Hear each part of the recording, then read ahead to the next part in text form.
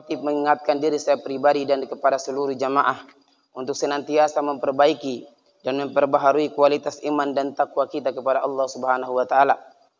Karena keimanan dan ketakwaan adalah bekal seorang hamba untuk mendapatkan kehidupan yang baik dunia dan akhirat. Salawat dan salam senantiasa kita curahkan kepada Nabiullah Muhammad sallallahu alaihi wasallam, pada keluarga, pada sahabat dan orang-orang yang senantiasa mengikuti sunnahnya hingga datangnya hari kiamat. Hadirin jamaah salat Jumat yang insyaallah dirahmati Allah Subhanahu wa taala.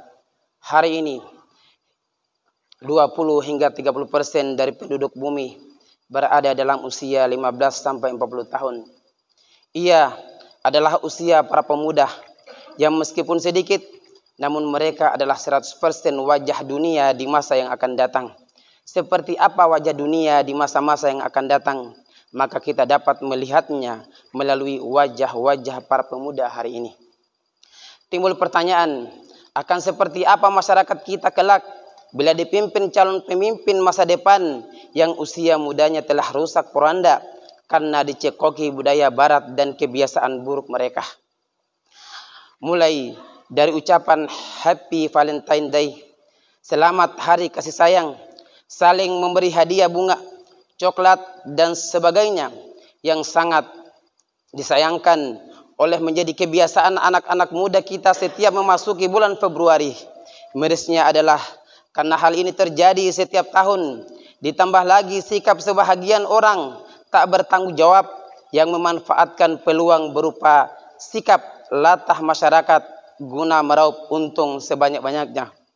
Dibuatlah bingkisan-bingkisan khusus dan aneh yang semakin menambah kekhawatiran kita. Hadirin yang dimuliakan oleh Allah Subhanahu wa taala, beberapa sumber menyebutkan bahwa asal kisah Valentine Day itu sebenarnya masih dipertanyakan oleh banyak sejarawan. Sebahagian mengatakan bahwa hari yang dikenal sebagai hari kasih sayang itu merupakan proyeksi dari keyakinan yang sudah ada sejak zaman dahulu kala. Menurut sejarah kalender antena kuno, periode antara pertengahan bulan Januari sampai pertengahan Februari adalah bulan Gamalion yang dipersembahkan kepada pernikahan suci dewa Zeus dan Hera. Di Roma kuno, 15 Februari dikenal sebagai hari Lupercalia, sebuah perayaan Lupercus atau dewa kesuburan yang dilambangkan setengah telanjang dan berpakaian kulit kambing. Hadirin yang dimuliakan oleh Allah Subhanahu wa taala, berbeda dengan hari Lupercalia. Menurut ensiklopedi Katolik, kata Valentine berasal dari kisah seorang martir atau santo, orang suci yang bernama Valentinus. Namun penentuan orangnya ada 3 versi. Versi pertama, dia adalah seorang pastor di kota Roma. Versi kedua, dia adalah seorang uskup di Interanma. Dan versi ketiga, dia adalah seorang martir di provinsi Romawi Afrika. Hadirin yang dimuliakan oleh Allah Subhanahu wa taala, hubungan antara ketiga versi di atas dengan hari kasih sayang sebenarnya tidak jelas. Bahkan Paus Gelasius I menyatakan bahwa tak ada yang mengetahui tentang ketiga martir tersebut. Namun 14 Februari tetap dijadikan sebagai hari raya bagi penganut agama ini untuk mengenang Santo Valentinus. Ada yang berpendapat bahwa 14 Februari sengaja ditetapkan sebagai hari Valentinus untuk menandingi hari Lupercalia pada tanggal 15 Februari pada keesokan harinya.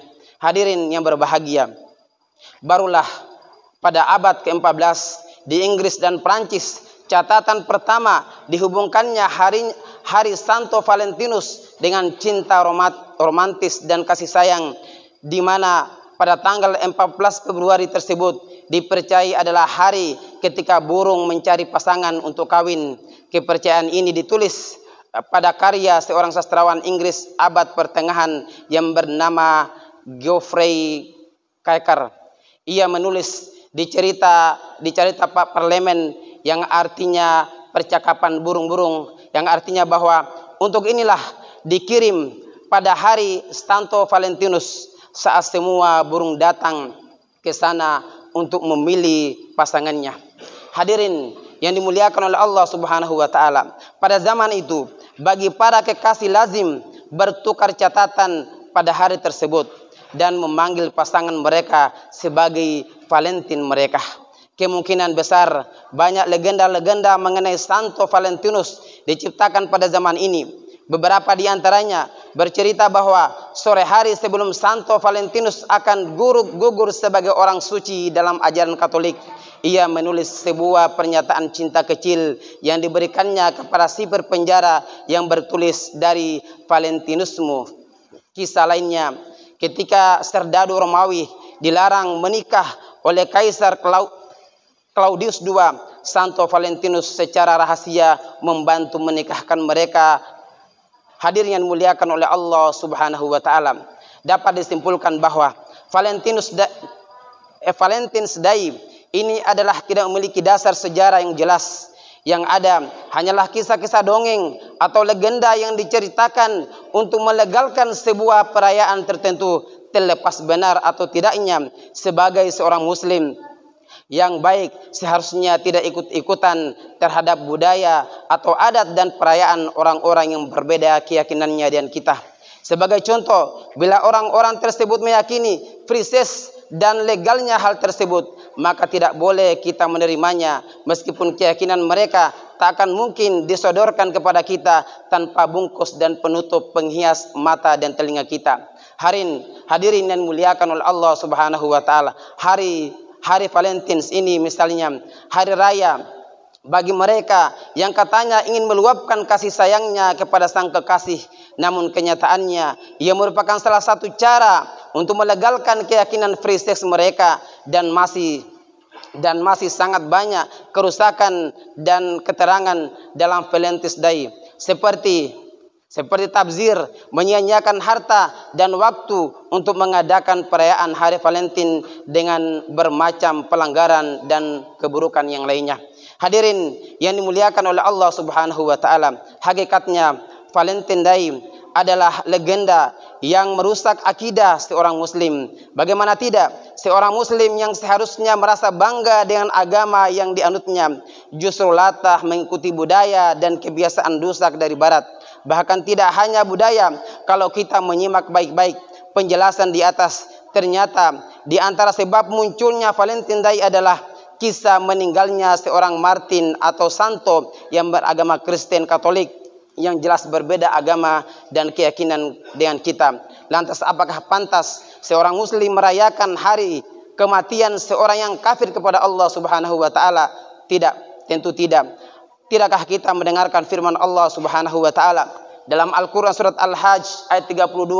Allah Subhanahu wa taala berfirman, "Dzalika wa may yu'azzim sya'airallah fa innaha min taqwal qulub." Dalam ayat ini Allah Subhanahu wa taala berfirman, demikianlah barang siapa yang memuliakan syiar-syiar Allah Subhanahu wa taala, maka itu adalah bagian dari ketakwaan hati mereka. Hadirin yang dimuliakan oleh Allah Subhanahu wa taala, pemahaman kebalikan dari ayat ini bahwa siapa yang tidak mengagungkan syiar Allah Subhanahu wa taala, apalagi meninggalkan syiarnya, maka hal itu berasal dari rusaknya hati dan bisa berujung kepada kefasikan, kemunafikan dan kekufuran. Dan hal ini telah terjadi di hadapan kita. Jauh hari sebelum perayaan Valentine Day, ibadah salat ditinggalkan, ucapan salam yang diajarkan agama Islam perlahan-lahan diganti dengan ucapan-ucapan lain, dan masih banyak lagi syiar Islam yang ditinggalkan. Lalu bagaimana lagi jika telah datang perayaan 14 Februari tersebut? Hadirin yang dimuliakan oleh Allah Subhanahu wa taala, hakikat lainnya bahwa Valentine Day adalah legenda yang dapat merusak kehormatan muslim dan muslimah. Kita semuanya telah menyaksikan dan mendengarkan apa yang terjadi pada Valentine Day. Kehormatan dan kesucian seorang muslim dan muslimah menjadi rusak dan tercoreng akibat keyakinan dan budaya yang diajarkan oleh barat ini. Tidak hanya itu, identitas muslim dan muslimah menjadi debu yang bertebaran tatkala hari ini datang. Semua berbondong-bondong membeli hadiah, pemberian coklat dan bunga pada hari itu. Agama Islam seakan dijontorkan dari hati setiap pelaku Valentine Day untuk menikmati satu hari yang akan mendatangkan penyesalan di kemudian hari. Di manakah mereka? Dari firman Allah Subhanahu wa taala dalam Al-Qur'an surat Al-An'am ayat 162, Allah Subhanahu wa taala berfirman, "Qul inna sholati wa nusuki wa mahyaya wa mamati lillahi rabbil alamin." Dalam ayat ini Allah Subhanahu wa taala memerintahkan kepada kita, katakanlah, inna sholati, sesungguhnya salatku, wa nusuki, ibadahku, wa mahyaya, matiku, wa mamati, dan hidupku dan matiku, lillahi rabbil alamin, adalah hanya untuk milik Allah Subhanahu wa taala. Dan di mana pula lah kedudukan mereka? Dari hadis Rasulullah sallallahu alaihi wasallam yang mengatakan, man qala raditu billahi rabba wa bil islami dina wa bi Muhammadin rasula wajabatuhul jannah. Kata Rasulullah sallallahu alaihi wasallam, barang siapa yang mengatakan bahwa aku telah ridho kepada Allah sebagai Rabbku, aku telah ridho Islam sebagai agamaku, aku telah ridho Muhammad adalah Rasulku, wajibat alaihil jannah, maka wajib baginya mendapatkan surga Allah Subhanahu wa taala. Dan di mana pula kedudukan mereka yang dari hadis Rasulullah sallallahu alaihi wasallam, man tashabbaha biqaumin fahuwa minhu, barang siapa yang mengikuti suatu kebiasaan suatu kaum, maka dia adalah bagian dari kaum itu. Hadirin yang dimuliakan oleh Allah Subhanahu wa taala, diriwayatkan bahwa Umar bin Khattab radhiyallahu taala anhu ingin pergi ke Syam bersama sahabatnya Abu Ubaidah bin Al-Jarrah. Sebelum memasuki kota Syam, lalu kemudian Umar ibn Khattab radhiyallahu taala anhu turun dari kendaraan untanya, lalu kemudian melepas sepatunya dan meletakkan sepatunya di ketiaknya, lalu berjalan menuntun kendaraan tersebut. Lalu kemudian Abu Ubaidah bin Al-Jarrah mengatakan, wahai Amirul Mukminin, apa yang engkau lakukan? Bagaimana jika masyarakat Syam atau penduduk Syam melihat engkau, mereka akan meremehkan kamu, mereka akan menghinakan kamu. Lalu kemudian Umar bin Khattab radhiyallahu ta'ala menjawab, wahai Abu Ubaidah, sekiranya perkataan ini tidak keluar dari Anda, maka aku akan menjawab bahwa dulu kita ini adalah hina, lalu kemudian Allah Subhanahu wa taala memuliakan kita dengan Islam. Oleh karena itu, barang siapa yang mencari kemuliaan di luar dari ajaran Islam, maka tidak ada yang dia dapatkan kecuali hanya kehinaan demi kehinaan. Tidakkah kemuliaan itu adalah milik Allah Subhanahu wa taala? Kemuliaan itu adalah milik Rasulullah sallallahu alaihi wasallam dan milik orang-orang mukmin. Allah Subhanahu wa taala berfirman, walillahil izzatu walirasulihi walil mu'minin walakinnal munafiqina la ya'lamun. Milik Allah lah kemuliaan, milik Allah, milik Rasulnya lah kemuliaan, dan kemuliaan itu adalah milik orang-orang mukmin, akan tetapi orang-orang munafik tidak mengetahuinya. Hadirin yang dimuliakan oleh Allah Subhanahu wa taala, kalau saja Umar bin Khattab radhiyallahu taala anhum memarahi atau menjawab apa yang dikatakan oleh Abu Ubaidah bin Jarrah pada hal ini, bagaimana pula jika Umar bin Khattab hidup di masa kita saat ini, di mana kebanyakan pemuda kita jauh bahkan mencontoh budaya Barat. Hadirin yang dimuliakan oleh Allah Subhanahu wa taala, bagaimana pula perkataan atau hadis Rasulullah sallallahu alaihi wasallam yang jika menyaksikan keadaan ini, padahal Rasulullah sallallahu alaihi wasallam sangat mengharapkan dan menunggu umatnya di telaga beliau di hari kiamat nanti. Pada saat itu, di mana umat Rasulullah sallallahu alaihi wasallam datang menghampiri telaga Rasulullah sallallahu alaihi wasallam, lalu kemudian banyak di antara mereka diusir dari telaga tersebut. Kemudian Rasulullah sallallahu alaihi wasallam mengatakan, ya Allah, ya Rabbi, umatku. Lalu kemudian apa jawaban dikatakan kepadanya? Sesungguhnya Rasulullah, engkau tidak mengetahui apa yang dilakukan oleh umatmu setelah engkau meninggal. Barakallahu li wa lakum fil Qur'anil azim wa nafa'ani bima fihi minal ayati wadh-dhikril hakim wa taqabbalallahu minni wa minkum tilawatahu innahu huwal ghafurur rahim.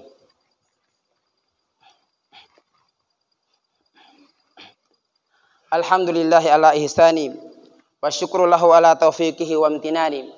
Asyhadu an la ilaha illallah wahdahu la syarikalah ta'ziman lisya'ni wa asyhadu anna Muhammadan abduhu wa rasuluhu ad-da'i ila ridwani wa sallallahu ala nabiyyina Muhammad wa ala alihi wa ashabihi wa ikhwani. Hadirin yang dimuliakan oleh Allah Subhanahu wa taala, pada khutbah kedua ini saya mengajak diri saya pribadi dan kepada seluruh jamaah, marilah kita berusaha untuk kemudian meningkatkan ketaatan kita kepada Allah Subhanahu wa taala, mengajak keluarga kita, mengajak anak-anak kita, saudara-saudara kita, tetangga kita, masyarakat kita agar mereka kembali kepada Allah Subhanahu wa taala, memakmurkan masjid, memperbanyak ibadah kepada Allah Subhanahu wa taala, memperbanyak sedekah, memperbanyak puasa, memperbanyak membaca Al-Qur'an, terutama kita saat ini berada di bulan Rajab, di mana bulan Rajab itu adalah bulan menanam. Hadirin yang dimuliakan oleh Allah Subhanahu wa taala, di antara amalan yang mendapatkan atau yang dimuliakan oleh Allah Subhanahu wa taala, Allahumma shalli ala Muhammad wa ala ali Muhammad kama shallaita ala Ibrahim wa ala ali Ibrahim innaka Hamidun Majid, wa barik ala Muhammad wa ala ali Muhammad kama barakta ala Ibrahim wa ala ali Ibrahim innaka Hamidun Majid. Allahumma ighfir lil muslimina wal muslimat wal mu'minina wal mu'minat al ahya'i minhumul amwat innaka sami'un qaribun mujibu da'wat ya qadiyal hajat. Rabbana zalamna anfusana wa illam taghfir lana wa tarhamna lanakunanna minal khasirin. Allahumma arinal haqqa haqqan warzuqna ittiba'ah